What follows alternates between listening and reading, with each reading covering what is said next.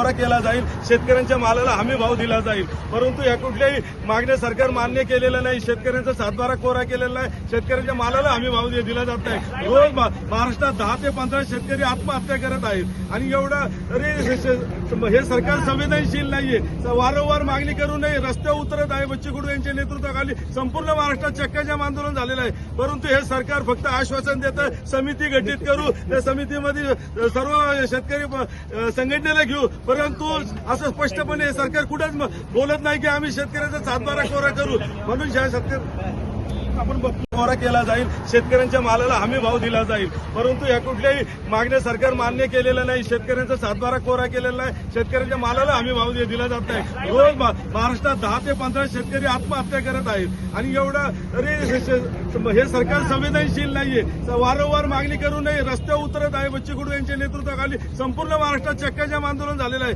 परंतु हे सरकार फक्त आश्वासन देतं, समिती गठीत करू, त्या समितीमध्ये सर्व शेतकरी संघटनेला घेऊ. परंतु असं स्पष्टपणे हे सरकार कुठंच बोलत नाही की आम्ही शेतकऱ्याचा 7/12 कोरा करू. म्हणून आपण